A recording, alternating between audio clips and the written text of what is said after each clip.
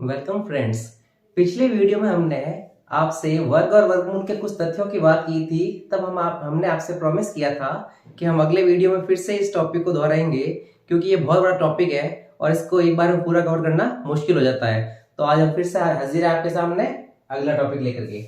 तो देखिए, हमारा पहला पॉइंट है, जिस संख्याओं का इकाई का अंक 5 हो उनका वर्ग कैसे किया जाता है। तो बड़ा ही सिंपल सा तरीका है कि 5 का खुद का वर्ग होता है कितना, 25।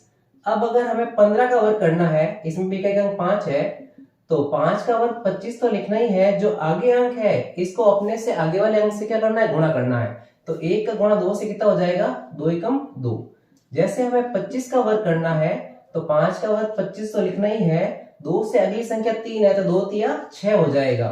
इसी प्रकार से हमें मान लीजिए 65 का वर्ग करना है तो 5 का वर्ग 25 और 6 से अगली संख्या 7 है तो 6 का 7 से गुणा 42 हो जाएगा। तो इस तरह से उन संख्याओं का वर्ग ज्ञात किया जा सकता है जिनका इकाई का अंक 5 हो। अब हमारा नेक्स्ट टॉपिक है कि 41 से लेकर के 60 तक की संख्याओं का वर्ग कैसे ज्ञात करते हैं। तो इसके लिए मैंने पहले से 41 से लेकर 60 तक की संख्याएं लिख दी है। इनके वर्ग के लिए कैसे करते हैं, 4 का वर्ग होता है 16, तो 16 शुरू करते हैं। 16, 17, 18, 19, 20, 21, 22, 23, 24, 25, 26, 27, 28, 29, 30, 31, 32, 33, 34 और 60 का वर्ग कितना होता है, 3600 होता है। तो इसको डायरेक्ट 3600 लिख देते हैं। अब आगे क्या करना है, 50 का वर्ग में हमें पता है कि 2500 होता है। पीछे 0 का वर्ग 0 आया है। अब हमें 1 का वर्ग, 0 के बाद 1 का वर्ग कितना होता है, 1, तो 0 1। 2 का वर्ग 4 होता है तो 0 4। 3 का वर्ग 9 तो 0 9। 4 का वर्ग 16, 5 का वर्ग 25, 6 का वर्ग 36, 7 का वर्ग 49, 8 का वर्ग 64 और 9 का वर्ग 81। यानी कि 0 के वर्ग से शुरू करके 9 के वर्ग तक उल्टा चलना है। अब आगे हमें सीधा चलाना है।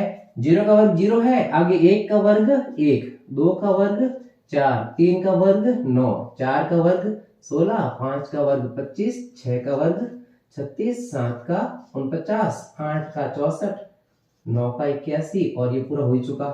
तो इस तरह से 41 से लेकर 60 तक की 20 संख्याओं का वर्ग हम चुटकियों में याद रख सकते हैं। तो ये हमारा दूसरा टॉपिक था। अब हमारा तीसरा टॉपिक इसी तरह का है, 91 से लेकर के 100 तक की संख्याओं का। 91 से 100 तक, तो उसको कैसे करेंगे, तो 91, 92, 93, 94, 95, 96, 97, 98, 99 और 100। 100 का वर्ग हम सबको पता है कितना होता है, 10,000। अब बाकी संख्याओं के वर्ग की बात करते हैं, कैसे याद करेंगे। 100 से पीछे उल्टा चलते हुए हमें सम संख्या ऐसा याद रखनी है। 100 से पहले सम संख्या कौन सी है, 98, उससे पहले 96, 94, 92, 90, 88, 86, 84 और 82। यानी सारी सारी क्या है, सम संख्या है। ऐसे कैसे, हमें 0 से वर्ग शुरू करना है तो 0 का वर्ग 0, आगे 1 का वर्ग 1, 2 का वर्ग 4, 3 का वर्ग 9, 4 का वर्ग 16, 5 का वर्ग 25, 6 का वर्ग 36, 7 का 49, 8 का 64 और 9 का 81। तो इसी तरह से इन संख्याओं के वर्ग भी ज्ञात कर सकते हैं। तो 91 से लेकर 100 तक की संख्याओं के वर्ग ऐसे हो जाएंगे। अब हमारा नेक्स्ट टॉपिक है कि इन दोनों के अंदर अगर कुछ संख्याएं कवर नहीं हो रही है और 2 अंकों की कोई भी एक संख्या आ जाए तो उसका वर्ग कैसे किया जाएगा।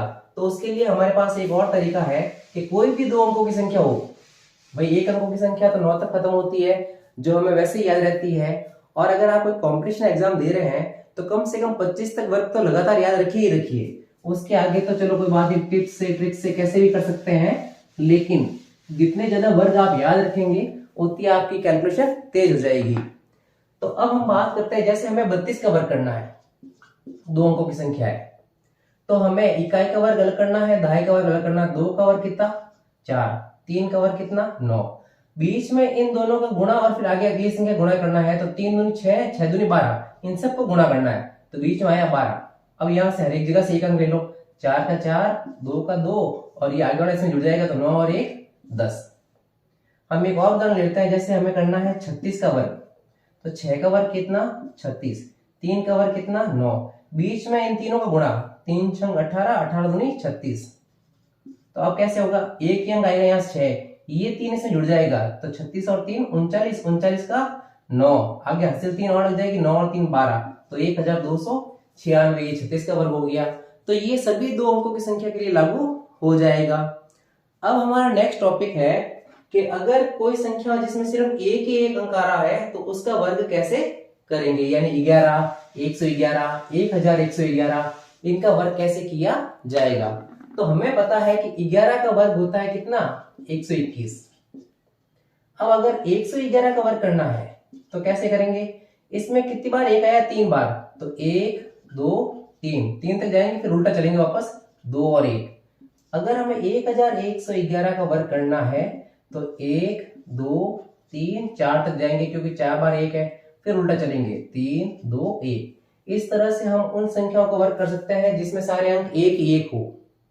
अब नेक्स्ट टॉपिक के अंदर अगर 11 के बाद 101 यानी बीच में 0 आने लग जाए तो क्या करेंगे, तो हमें फिर से पता है कि 11 का वर्ग तो कितना होता है 121।